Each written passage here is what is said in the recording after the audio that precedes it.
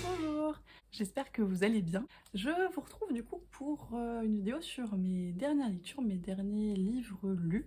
Donc c'est globalement sur allez, mi-fin avril. Et c'est beaucoup de grosses pavasses, mais c'est beaucoup d'intégrales que j'ai lues finalement sur un peu plus longtemps que ça. Donc, je vais vous expliquer un petit peu. Et je vous propose qu'on commence tout de suite. Du coup, on va commencer par le livre que... Alors c'est pas celui que je lis depuis le plus longtemps, mais on va dire que c'est ça. C'est du coup Le Trône de Fer, l'intégrale 4 de George R.R. Martin. Alors en fait, là je l'ai en papier parce que j'aime bien les avoir dans ma bibliothèque parce que je suis pas très nette. Mais je les lis pas dans ce format-là, en fait, je les écoute en audiobook sur Audible. J'aime bien le lecteur de ce livre audio, je trouve qu'il a une voix assez agréable, il fait les différents personnages et je trouve que ça passe très bien pour moi, en tout cas en livre audio. J'ai un peu de mal à lire les Trônes de Fer en livre, je trouve que le style est pas toujours évident, et alors qu'en livre audio, ça passe très bien avec moi. Donc voilà, alors je suis un peu deck parce que c'est la vieille édition avant les éditions séries, et les 3 premiers je les ai dans les éditions séries, mais c'est pas très grave, ça sera juste pas tout à fait un match dans ma bibliothèque. Je vais essayer de faire avec. Sur ce tome-là, alors je vais pas vous raconter ce qui se passe dans l'intégrale 4 parce que ça risque de vous spoiler, je vais pas vous raconter le Trône de Fer parce que je pense qu'on l'a vu passer partout, en livre, en série, en tout ce qu'on veut. Ce que je peux vous dire, c'est que j'ai beaucoup aimé ce tome 4, j'ai trouvé que l'histoire avançait pas mal. Je trouve que c'est le moment où on commence à voir un petit peu les différences avec la série. Et du coup, je trouve ça intéressant parce que ça permet d'avoir un petit renouveau quand même au niveau de l'histoire. Parce que c'est vrai que pour l'instant, les 3 premières intégrales étaient quand même assez... Enfin, la série était assez fidèle en fait au livre, donc il n'y avait pas de grosses nouveautés. Il y a des choses un petit peu plus développées, mais c'était pas très nouveau. Alors que là, il y a vraiment... il y a des personnages qui sont morts, qui doivent pas être morts, il y a des nouveaux personnages, enfin, il y a pas mal de choses qui se passent. Les personnages qu'on suit là m'ont pas mal intéressée. Alors, il y en a qu'on voit pas assez, mais c'est toujours le problème du Trône de Fer, c'est que bah, on a chacun ses personnages préférés et qu'ils sont pas tous là tout le temps. Mais là, on suit quand même des personnages sympas. Alors, il y a George R. Martin, je crois qu'il a un souci avec les tétons parce qu'il y a je sais pas combien de descriptions de tétons dans ce... Alors surtout dans le dernier tome, mais j'avais l'impression qu'il y en avait au moins une par chapitre. Alors des tétons de femmes, hein, parce que les tétons de mecs, on n'en parle pas. Mais j'ai trouvé ça un peu bizarre. Bon, après, Le Trône de Fer est pas le bouquin le plus féministe que vous puissiez lire, hein. C'est pas trop ça. Faut avoir aussi le cœur bien accroché. J'ai trouvé que certaines scènes étaient un peu du rail, hein. Il y a des scènes de torture, il y a des scènes de combat un peu gore. Ça m'a pas trop fait ça pour les premiers. Là, j'ai trouvé que vraiment c'était un peu plus musclé à ce niveau-là, donc voilà. Mais en tout cas, c'était une très bonne lecture, alors une très bonne écoute en tout cas. Et bah, je vais continuer sur ma lancée tranquillement. Alors là, je pense que je vais faire une petite pause, mais après, souvent, je me fais un tome par mois pendant 3 mois et ça me fait une intégrale et voilà. Ensuite, une autre suite de saga, puisque j'ai lu la trilogie de Devabad, le tome 2, Le Royaume de Cuivre de S.A. Chakraborty, aux éditions de Saxus, dans l'édition reliée qui est très jolie. Je vais jamais réussir à déshabiller les bouquins facilement, mais hop, qui brille. J'aime énormément le dos qu'ils ont fait sur ces livres, je trouve que ça fait extrêmement oriental et c'est vraiment très joli. Après, la dust jacket avec les dorures est pas mal non plus, hein, on va pas se mentir, mais c'est vraiment un objet livre qui est magnifique. J'avais bien aimé le tome 1, j'avais trouvé qu'il était peut-être un petit peu introductif, il y avait un petit peu de longueur, et c'était pas du tout le cas pour moi dans ce tome 2, vraiment j'ai beaucoup plus apprécié ma lecture. Je me suis davantage impliquée dans les actions, dans les personnages, je trouvais qu'il y avait beaucoup plus d'enjeux. Le tome 1 était peut-être un peu trop facile par certains aspects, et alors là, l'autrice elle fait pas de cadeau à ses personnages, hein, très clairement. Donc Devabat, si vous en avez pas entendu parler, c'est de la fantaisie dans un univers de djinn, ou donc oriental, la fantaisie orientale, où on suit Nahiri qui grandit chez les hommes en fait en pensant qu'elle est humaine, et en fait par un concours de circonstances elle se rend compte que finalement non, et elle est amenée à découvrir donc la cité de Letton qui était le titre du premier tome, et le premier tome c'est un peu sa découverte, et en fait elle se retrouve là dans ce tome 2 complètement prisonnée dans des magouilles politiques à n'en plus finir. Il y a des histoires de vengeance entre les clans qui datent de Mathusalem. En fait, ils sont en train de... il y a des vengeances qui sont faites parce qu'il y a 500 ans, quelqu'un a tué... Et c'est que ça, en fait. Et en termes de politique et en termes d'enjeux, c'est hyper intéressant parce que du coup, c'est un espèce de cercle de vengeance sans fin. On se dit, mais... Enfin, en fait, ils peuvent pas faire autrement parce que c'est comme ça qu'ils fonctionnent. Mais d'un autre côté, bah, ça ne fait que donner de l'eau au moulin et faire continuer la machine, donc c'est un cercle sans fin. C'est assez frustrant parce qu'on voilà, on aimerait bien qu'ils trouvent une solution, mais concrètement, effectivement, vu comment leur société fonctionne, c'est pas possible. Et j'ai trouvé ça très très bien fait, vraiment extrêmement intéressant. J'ai beaucoup apprécié les personnages dans ce tome-là, même les personnages qui sont assez antipathiques, on a toujours un petit côté qui nous font l'apprécier quand même. Et ils sont entiers en fait, ils t'expliquent pourquoi ils font les choses, leurs mauvaises actions, alors tu cautionnes pas, tu comprends pas, mais tu sais pourquoi ils font en fait. Et ça, j'ai trouvé que c'était vraiment bien de réussir à nous faire comprendre ça comme ça, c'est pas toujours le cas, et voilà, même les... Alors les méchants en fait se voient pas comme des méchants, enfin personne fait ce qu'il fait pour de mauvaises raisons en fait, et c'est ça qui est hyper intéressant, c'est on se dit que tous veulent ce qu'ils veulent pour, à leurs yeux, de bonnes raisons. Et c'est là où ça part en couille, en fait. C'est parce que bah, ils arrivent pas à s'entendre sur tout ça. Il y a en plus des espèces de carcans, de traditions, de religions, de préjugés qui pèsent un petit peu encore plus sur tout ça, en plus de voilà, du cercle de vengeance qui n'en finit pas. Donc tout ça imbriqué, c'est un nœud impossible à démêler, quoi. Et vraiment, la construction de cet univers, la construction de cette espèce de nœud d'embrouille, je trouve que c'est assez magistral. Et enfin voilà, ça a été une superbe lecture. Le tome 3 doit sortir en français dans pas très très longtemps, peut-être cette année, je sais pas trop. Mais en tout cas, je vais me jeter dessus avec beaucoup plus d'enthousiasme qu'avec ce tome 2, même si j'étais intéressée. Voilà, ma lecture du tome 1 m'avait pas transcendée, mais alors celle-là, vraiment, j'ai passé un super moment et ouais, j'étais vraiment hyper impliquée, donc pareil, n'hésitez pas à me dire si vous avez commencé cette saga, si elle vous fait envie ou pas. Et puis non, vraiment, enfin moi je peux que vous la recommander parce que même si le tome 1 est un peu introductif, ça se rattrape complètement dans ce tome 2. Il n'a pas, vous savez, la fameuse malédiction des tomes 2, au contraire, c'est vraiment un plaisir. Ensuite, en fait, je fais dans la taille croissante des briquettes, puisque je vais vous montrer ma grosse pavasse qui pèse un âne mort, qui est aussi un magnifique objet livre. Donc c'est Matière de Léomance, récit du vieux royaume de Jean-Philippe Jaworski. Alors je vous rassure, j'ai pas lu cette énorme pavasse là sur la dernière quinzaine du mois d'avril. Hein.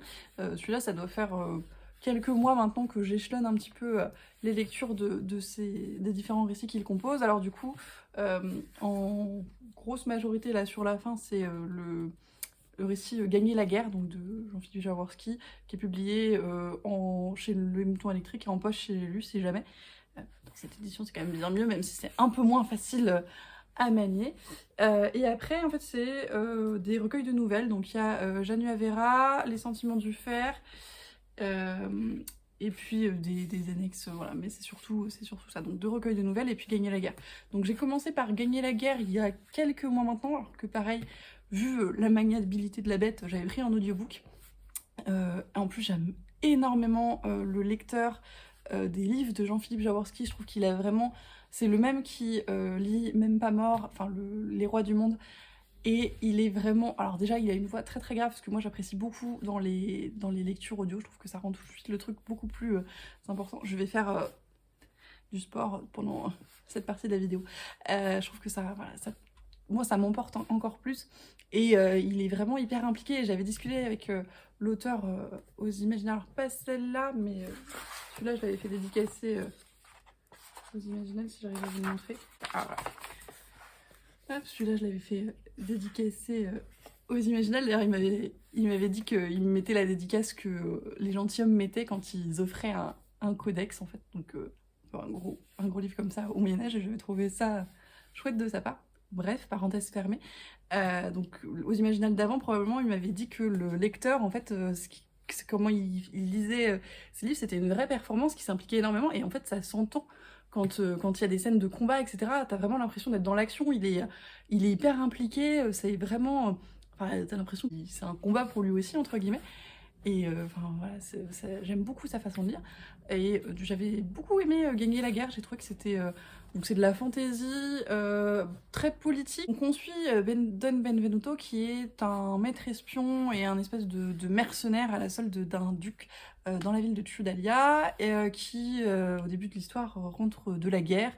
Ça se passe pas tout à fait comme prévu et pareil il se retrouve dans des intrigues politiques à n'en plus finir. C'est pareil, il y a des scènes assez gore hein, dans ces récits-là, mais dans les récits de Jean-Philippe Jaworski, d'une manière générale, il a pas peur de faire saigner les gens et de dire des trucs dégueulasses, et les scènes de baston, c'est des vraies scènes de baston. Voilà, c'est un peu ce personnage qui se retrouve pris dans des trucs qu'il maîtrise pas forcément. On joue un peu avec sa vie parce que bah, finalement c'est un mercenaire, donc c'est quantité négligeable, mais c'est bien pratique quand même. Voilà, j'ai vraiment beaucoup aimé Gagner la guerre. Et après ça, donc j'ai écouté Janua Vera, qui est un recueil de nouvelles autour de cet univers-là, donc autour de Léomance, qui est le monde dans lequel évolue ce personnage. Alors j'ai beaucoup aimé le format nouvelle, en plus à écouter, j'ai trouvé qu'il était très chouette. Bon, c'est des formats assez courts, mais il y avait des trucs très sympas. Et donc j'ai fini quand même par lire le livre en lui-même, donc pour Le Sentiment du fer, qui est finalement la première partie de l'ouvrage, aussi un recueil de nouvelles. Alors il y en a qui m'ont un peu moins plu, mais la plupart j'ai beaucoup aimé, et vraiment, enfin, je trouve que ça se prêtait bien parce que ça enrichissait complètement l'univers en fait de Léomance, parce que ça nous parlait d'histoire, ça nous parlait des différentes castes, de personnages un petit peu secondaires d'autres livres, etc. Et j'ai trouvé que c'était vraiment un bel ajout à cet univers-là, et que c'était très pertinent. Et alors en plus, du coup, j'ai profité de la beauté du livre, et donc je vais vous montrer.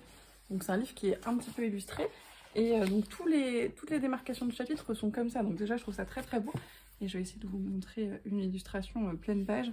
Il y en a un petit peu. Hop. Une illustration pleine page comme ça. Alors elles sont en noir et blanc, mais elles sont magnifiques. Donc voilà, donc le livre est magnifique. Vraiment c'était de très bonnes lectures, de très bonnes écoutes.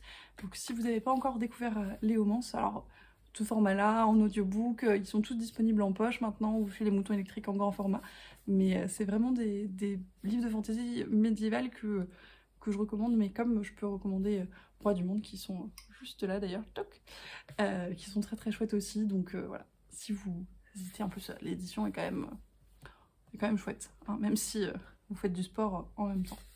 Maintenant, il faut que je trouve une place dans ma bibliothèque. Et avant de passer au dernier livre papier de cette vidéo, je voulais vous parler d'une lecture en e-book. Alors je vous en ai parlé dans le book haul qui est sorti juste avant cette vidéo, mais du coup au mois d'avril, j'ai reçu mon premier service presse de la part des éditions Gulfstream, que je remercie encore une fois de m'avoir fait confiance. Donc j'ai reçu Le Crépuscule des Urmes, le tome 1, le dernier fragment de Arnaud Druel, donc aux éditions Gulfstream. J'aime beaucoup la couverture qu'ils ont faite, je trouve qu'elle est vraiment très belle, qu'elle correspond très bien au récit, en fait, un peu mystérieux, mystique comme ça. Je trouve que ça marche très bien. Et puis vraiment, voilà, l'objet livre, alors que moi je n'ai pas en ma possession, mais que j'ai vu un petit peu sur l'Instagram des éditions Gulfstream, est magnifique. Moi, ce qui m'intéressait dans ce récit-là, donc c'est un récit fantastique pour la jeunesse, où on est dans les années 1850, et où en fait on parle de mythologie de Tzigane. Alors il y a un début très mystérieux, où en fait on est dans la peau d'une petite fille, et elle qui voit son petit frère se faire enlever par...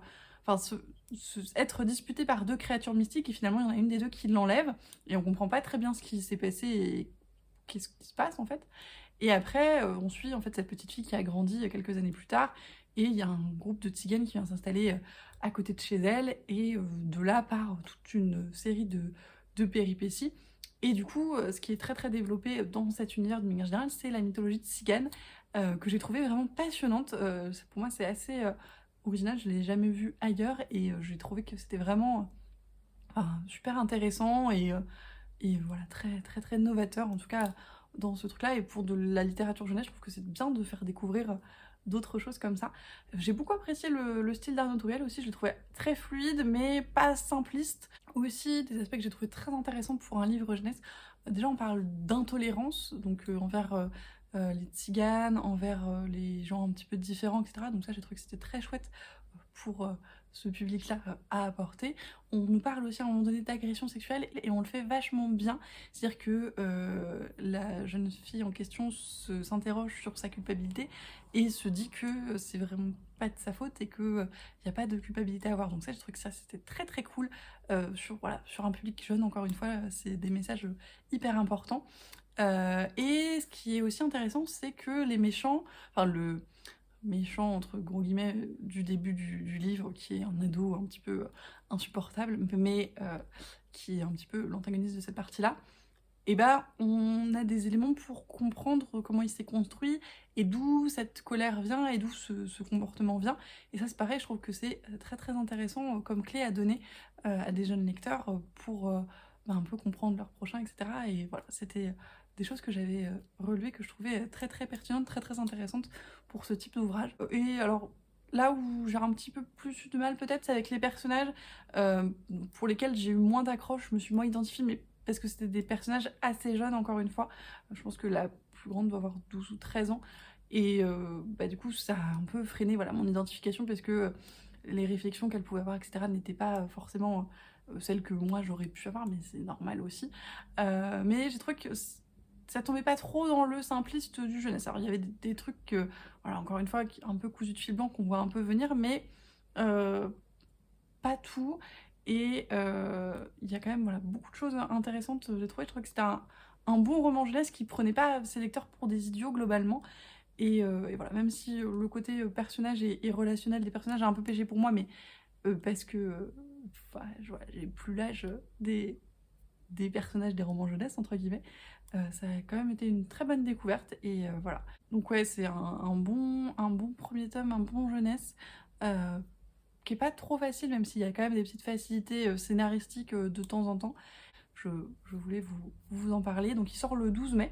Donc, au moment où vous voyez cette vidéo, la sortie ne devrait pas trop tarder. Donc si jamais il vous fait envie. Et le dernier livre de cette vidéo, et pas la plus petite brique, j'ai lu Les premières aventures d'Arsène Lupin de Maurice Leblanc, donc, que j'ai dans l'édition illustrée d'Omnibus, qui est très très jolie. Donc ça se présente dans un coffret comme ça, où on a la silhouette d'Arsène Lupin. Ils ont fait la même chose pour Sherlock Holmes, que j'ai aussi, et qui est très très joli. Et du coup, c'est pareil, c'est un beau bébé. Et il y a aussi, comme pour Sherlock Holmes, des illustrations assez fréquemment dans le récit. Alors c'est pareil, j'ai pas lu tout ça là, fin avril. J'ai lu en réalité la partie qui concerne le tome sur Arsène Lupin contre Herlock Sholmes. Enfin, c'est Sherlock Holmes, mais ils n'avaient pas la licence. Donc cette partie-là, j'avais lu les nouvelles précédentes avant, j'avais lu L'Aiguille Chlorieuse pareil avant, et donc là il me reste la dernière partie du récit qui pareil sont des nouvelles sur Arsène Lupin que je lirai tranquillement plus tard. En tout cas, donc Arsène Lupin contre Herlock Sholmes, j'ai bien aimé. J'ai préféré, je pense, la deuxième partie que la première.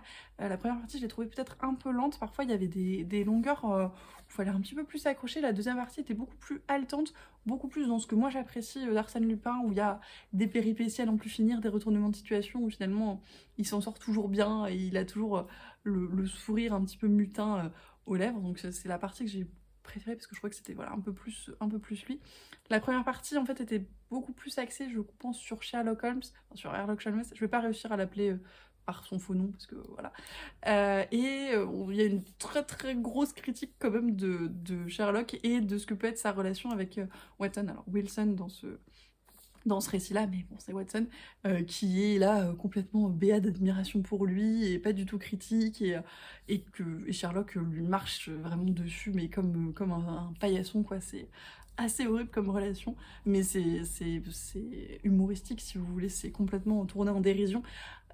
Donc ouais, c'est là-dessus où j'avais plus de mal, parce que moi j'aime bien Sherlock, et j'aime beaucoup, voilà, Sherlock et Watson, je trouve qu'ils fonctionnent bien, et voilà, les voir comme ça, c'est pas très agréable. Après, c'est fait exprès, hein, c'est satirique, mais je pense que ça m'a aussi un peu freiné. Et puis voilà, ce côté un petit peu plus lent de la première partie, j'aurais aimé un peu plus d'Arsène, un peu plus de rebondissements, un peu plus de trucs, un peu plus de de magie entre guillemets de cambrioleur, ça m'aurait plus intéressé. Et du coup la deuxième partie était complètement ça, et là on retrouvait vraiment tout ce que j'appréciais. C'est toujours très agréable à lire, en tout cas c'est un classique entre guillemets, donc je suis contente de l'avoir lu, et puis je vais lire les dernières nouvelles avec plaisir et je vous en reparlerai quand ce sera fait. En tout cas, c'est pareil, c'est des éditions qui font les bras, mais qui sont quand même très jolies, et après je vais pouvoir les mettre côte à côte avec Sherlock Holmes, même si a priori ils s'entendent moyen. Et du coup c'est tout pour cette vidéo. Alors pareil, n'hésitez pas à me dire s'il y a des livres que j'ai présentés, que vous avez lus, qui vous donnent envie, dont vous aviez jamais entendu parler ou quoi que ce soit, ou que vous avez dans votre pile à lire. Et même si c'est pas des livres que j'ai présentés, mais s'il y a des livres que vous avez lus il y a pas très longtemps qui étaient super, etc., n'hésitez pas à me parler de vos dernières lectures. Et puis dans tous les cas, moi je vous en souhaite d'excellentes pour la suite, et je vous dis à la prochaine.